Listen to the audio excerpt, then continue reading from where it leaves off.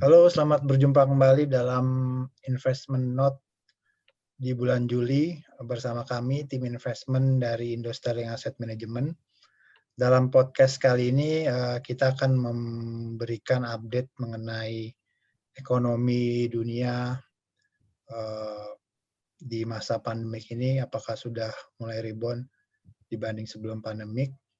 Terus juga ada update mengenai vaksinasi yang terjadi di seluruh dunia, serta update di bulan sebelumnya mengenai data-data ekonomi.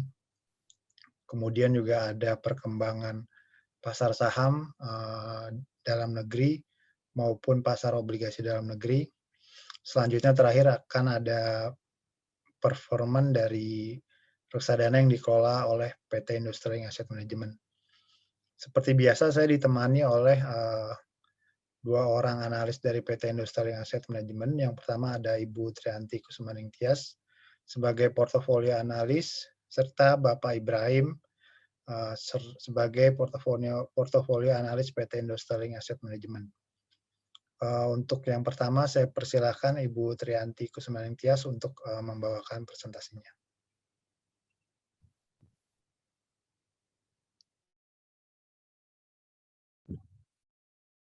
Oke, untuk bagian pertama kita akan membahas data-data ekonomi yang rilis bulan Juli, juga tentang update perkembangan COVID-19 dan juga vaksinasi.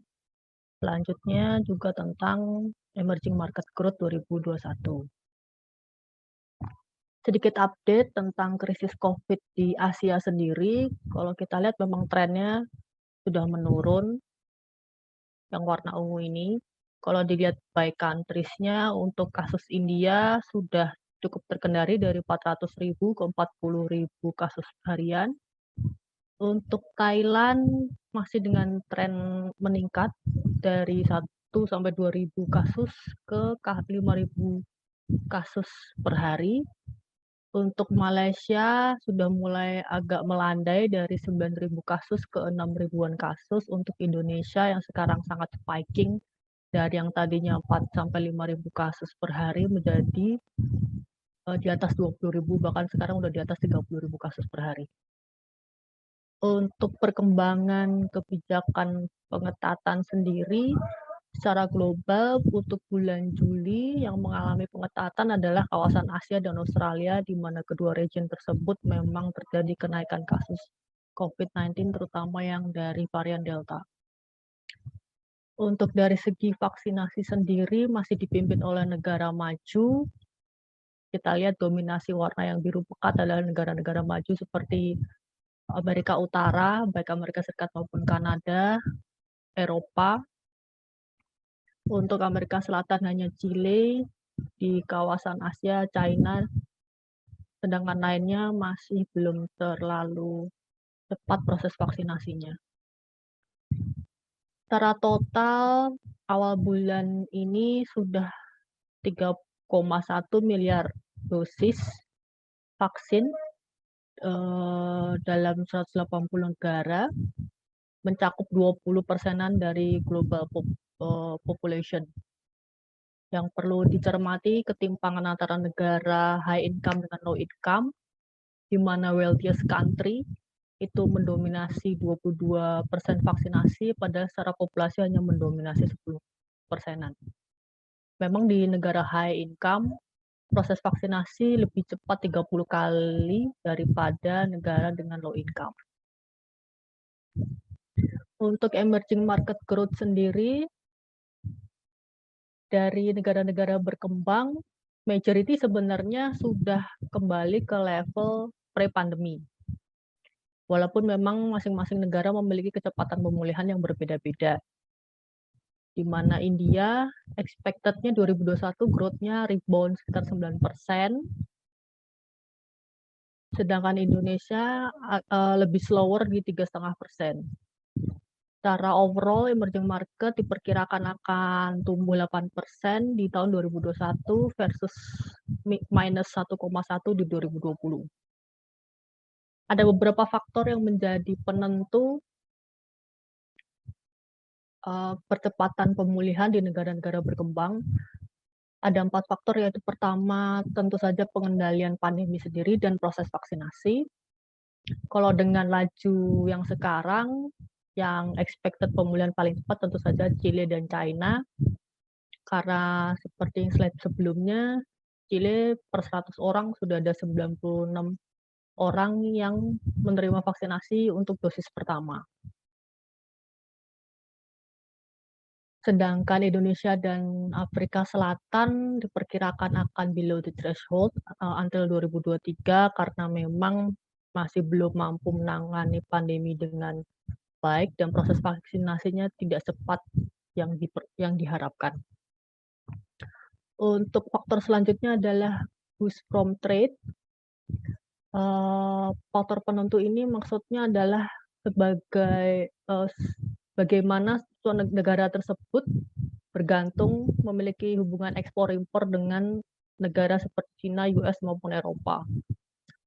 Kalau untuk Brasil, Chile, dan Meksiko memiliki high exposure ke China dan US ekspornya, sehingga mereka memiliki benefit yang cukup baik gitu, karena China dan US kan ekonominya sudah cukup pulih. Sedangkan kalau Rusia dan Turki itu karena mereka bergantungnya ke Eropa, benefitnya agak lebih rendah daripada yang bergantung banyak ke China maupun US. Sedangkan recovery China dan India sendiri sebenarnya lebih ke domestik. Faktor berikut yang jadi penentu adalah adanya rally dari harga komoditas. Seperti kita ketahui, seperti minyak mentah, batu bara terutama itu kan sudah rally cukup tinggi, dan ini tentu saja memberikan benefit pada beberapa negara. Juga masalah ketergantungan dengan foreign capital. Kalau kita lihat di chart yang ujung ini, di kuadran yang berwarna hijau artinya mereka mendapatkan benefit yang bagus dari commodity rally dan mereka memiliki low ketergantungan yang rendah terhadap foreign capital. Negara ini seperti contohnya Saudi Arabia, Rusia, maupun Chile. Rusia dan Saudi Arabia terutama karena mereka sebagai penghasil minyak mentah. Sedangkan Indonesia sebagai penghasil eksportir batu bara, CPO, jadi cukup menerima benefit. Sedangkan negara yang kurang mendapat benefit dari komoditi rally itu adalah yang terutama Turki. Juga dia memiliki cukup kerentanan terhadap foreign capital flight. Sedangkan tetangga kita Thailand, Filipina juga kurang mendapatkan benefit dari komoditi boom, tetapi dari segi kerentanan capital flight mereka masih cukup baik. Karena adanya tadi komoditi rally maupun percepatan pemulihan di beberapa negara berkembang yang sudah ke level pre-pandemi, tentu saja ini akan mendorong inflasi sehingga akan mendorong bank sentral dapat untuk menaikkan kembali suku bunganya. Beberapa negara yang sudah menaikkan seperti Brasil dan Rusia, sedangkan Turki diperkirakan masih akan memotong karena memang inflasinya masih cukup tinggi, sedangkan pemulihan ekonominya mereka belum terlalu baik.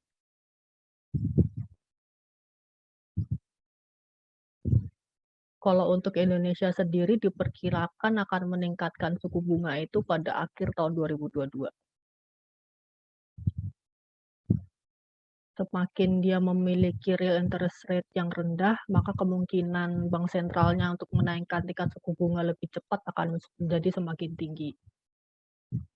Untuk data-data ekonomi yang sudah rilis, pertama Amerika Serikat masih menunjukkan data ekonomi yang positif, walaupun agak softer pace dari sisi PMI-nya.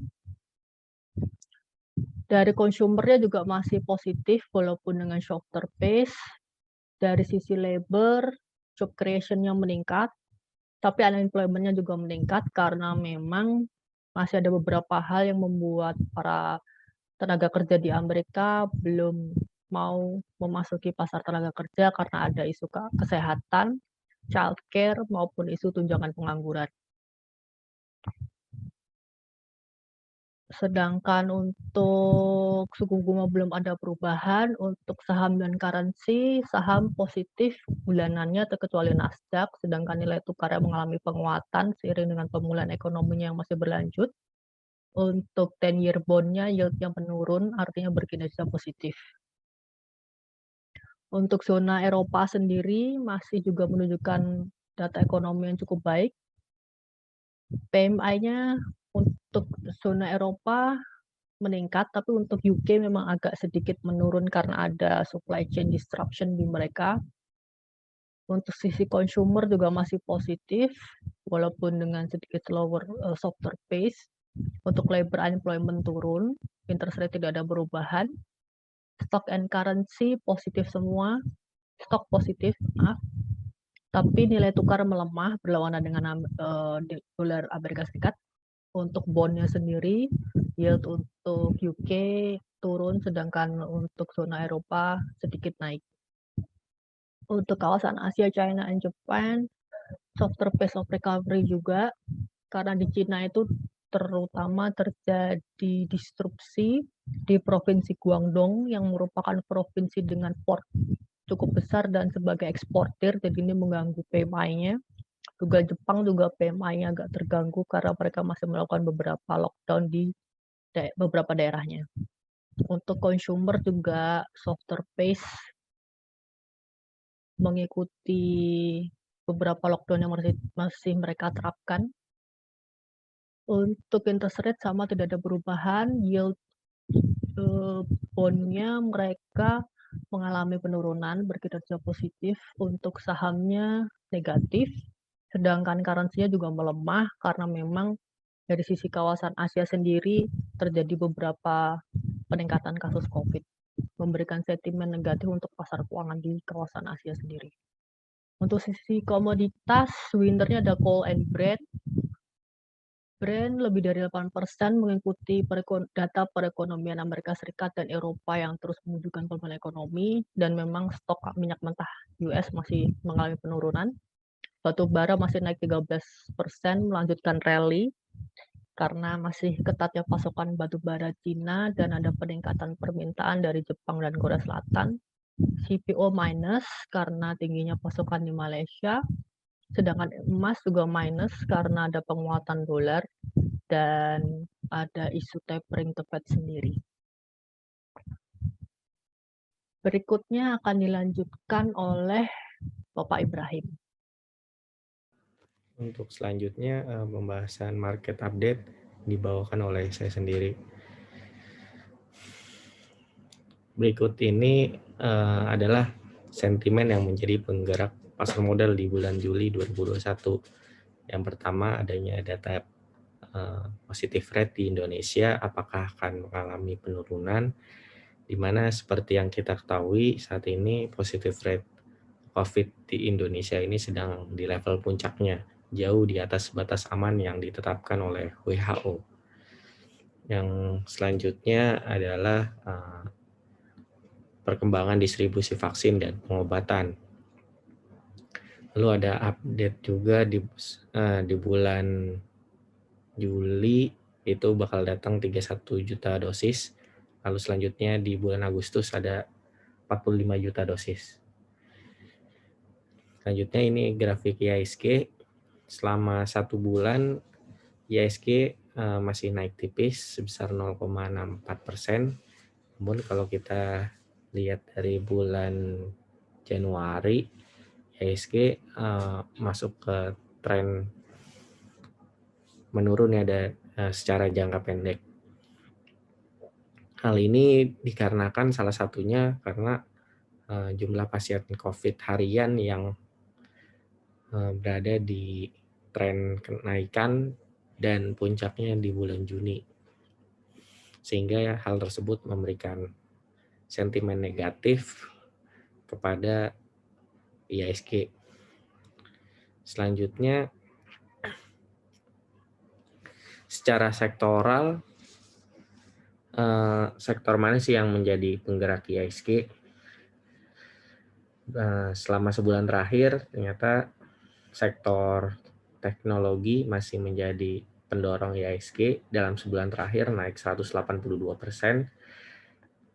Hal ini dikarenakan saham DCII atau Data Sentral Indonesia yang naik signifikan selama sebulan terakhir, yang naik 329%. Di mana saham DCII juga secara market cap juga mulai sudah diperhitungkan di Bursa Efek Indonesia, sehingga memiliki bobot yang besar juga. Lalu sektor yang menjadi penopang IHSG yang kedua ada di sektor healthcare yang naik 5,26%. Selama sebulan terakhir menjadi pilihan investor dikarenakan sektor healthcare mendapatkan sentimen positif dari kenaikan COVID di Indonesia, dan investor cenderung relatif mencari saham-saham yang defensif dan yang tidak terkena sentimen negatif akibat dari COVID-19. Lalu sektor yang menjadi pemberat IHSG ada indeks transportasi dan logistik yang turun 6,72%, dan sektor properti dan real estate yang turun 5,54%. Selanjutnya, kalau kita tadi bicara sektoral, di slide ini kita akan lihat saham mana yang menjadi pemberat IHSG maupun pendorong IHSG. Untuk yang menjadi pendorong IHSG ada saham DCII yang naik 329% dalam satu bulan. Ini menyumbang kenaikan indeks sebesar 91 poin. Lalu disusul oleh saham TPIA yang naik 24%, yang menyumbang kenaikan indeks sebesar 29 poin. Lalu ada saham Agro, Gudang Garam, Bina, Arto, dan kebanyakan kalau kita lihat di sini adalah saham-saham yang di sektor perbankan, khususnya bank digital ya, seperti Agro, Bina, Arto. Selanjutnya, saham-saham yang menjadi pemberat indeks itu ada saham BCA yang turun 5,49%. Ini menyumbang penurunan indeks sebesar 36 poin. Lalu disusul oleh Bank BRI yang turun 7,51% atau menyumbang 33 poin penurunan indeks. Dan kebanyakan sih saham-saham yang menjadi pemberat indeks itu ada saham-saham big caps ya justru di sini. Sedangkan saham-saham yang menjadi pendorong indeks kebanyakan sih ada di second dan third liner. Next.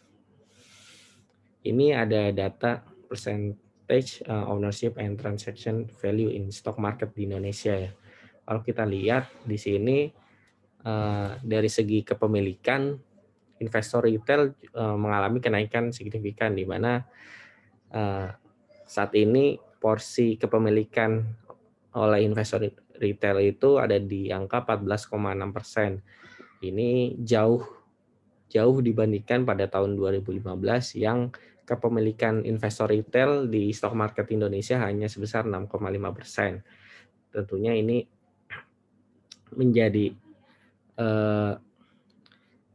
sentimen positif juga buat stock market di Indonesia, karena memang investor retail meningkatnya literasi keuangan, baik literasi pasar modal juga meningkatkan juga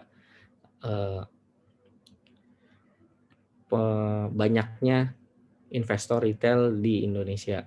Lalu dari segi trading value, justru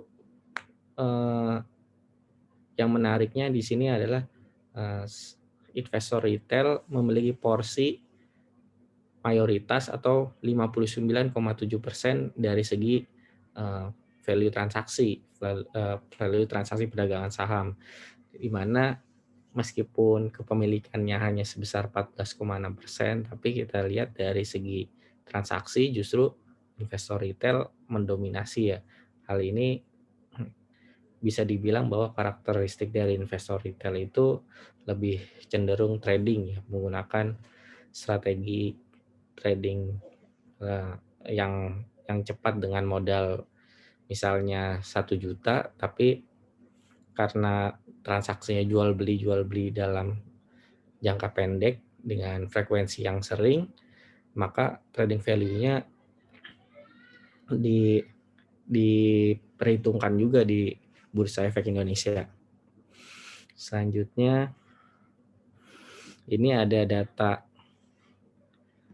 proporsi perusahaan tercatat yang mengalami laba dan rugi bersih.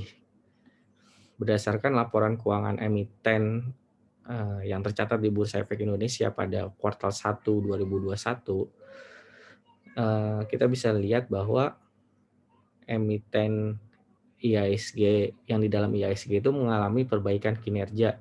Kita bisa lihat dari proporsi perusahaan yang mengalami laba positif naik menjadi 83% dibandingkan tahun lalu pada periode yang sama yang hanya sebesar 62%. Dan ini juga jauh dibandingkan pada krisis 2 periode sebelumnya, yaitu 98 dan 2008, di mana porsi perusahaan yang mencatatkan laba itu hanya sebesar 34% untuk krisis tahun 98, dan porsi perusahaan yang mencatatkan laba positif pada krisis 2008 itu di 73%. Artinya ada mulai secara historis kinerja emiten yang ada di bursa mengalami perbaikan ya. Selanjutnya,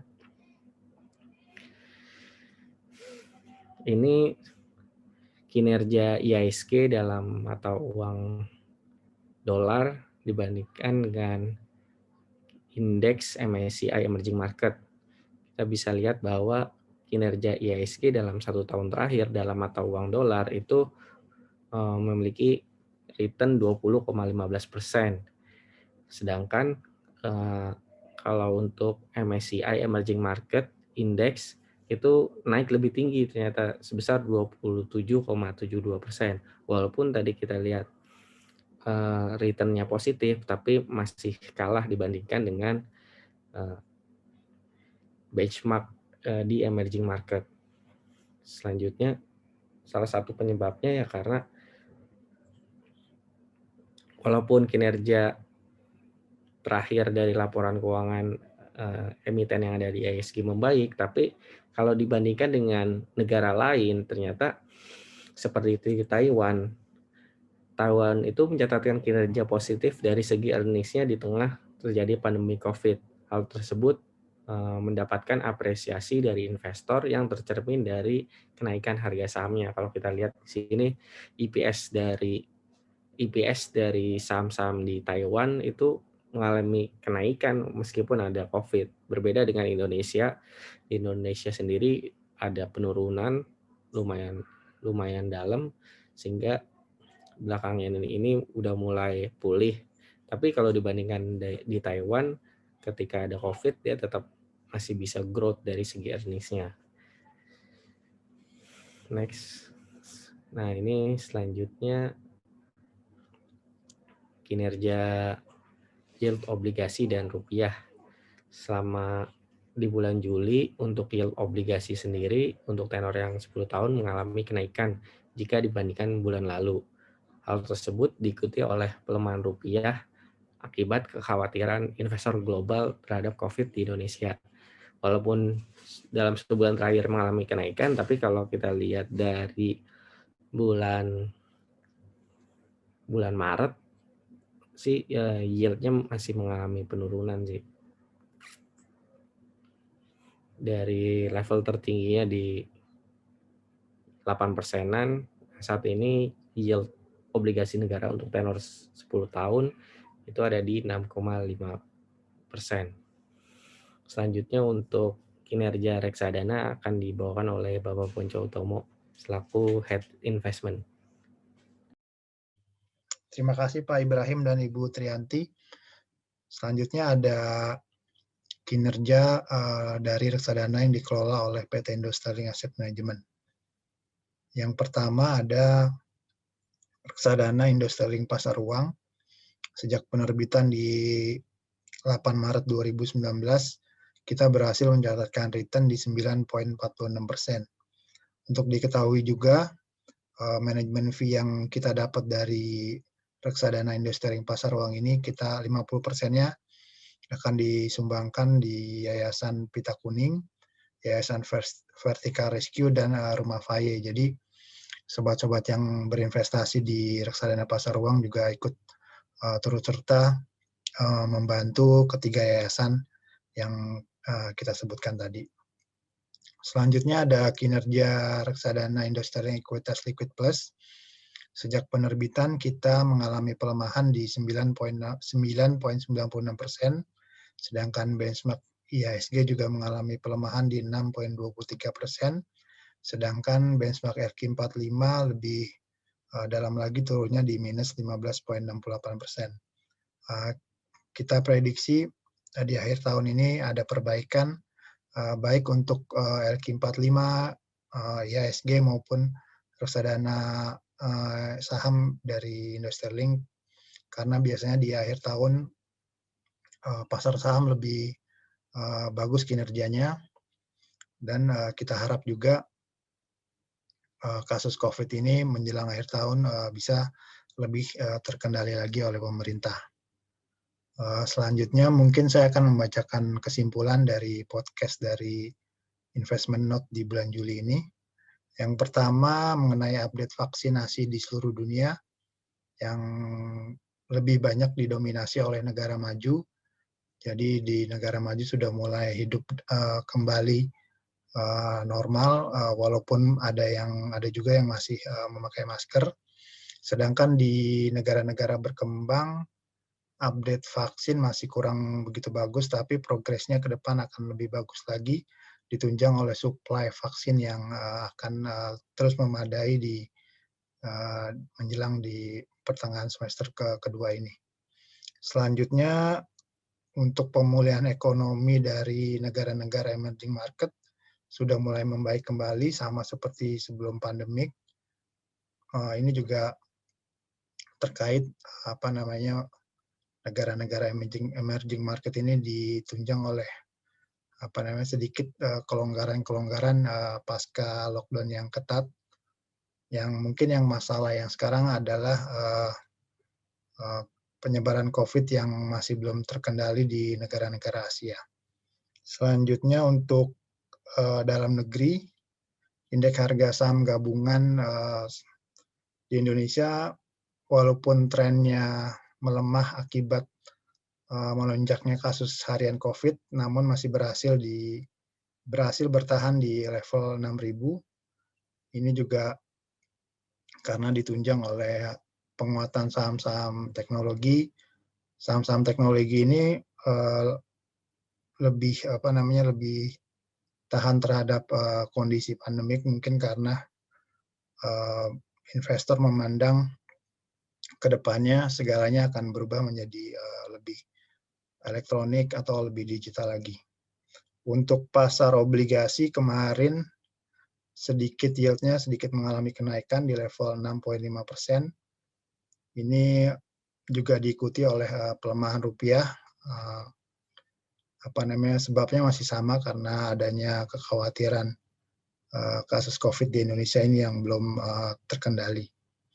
Selanjutnya ada kabar bagus lagi dari kepemilikan retail atau masyarakat terhadap saham di Indonesia. Di tahun 2015 tercatat hanya sekitar 6% kepemilikan retail atau masyarakat terhadap saham Indonesia. Sekarang di bulan Mei kemarin di 2001 sudah mulai meningkat menjadi 14,6%. Jadi ini adalah berita positif yang bisa kita tarik kesimpulan bahwa literasi keuangan khususnya di pasar modal yaitu saham sudah mulai dikenal oleh masyarakat luas. Mungkin itu saja yang bisa kita sampaikan dalam podcast di bulan Juli ini. Untuk kalian yang belum subscribe, mohon di-subscribe dan juga di-share maupun di-like. Untuk kalian yang ingin bertanya juga bisa di ditulis pertanyaan di channel kami. Jadi mungkin itu saja yang bisa kita sampaikan. Terima kasih atas perhatian selama ini terhadap podcast dari Industrial Asset Management. Sampai jumpa di podcast investment di selanjutnya. Terima kasih.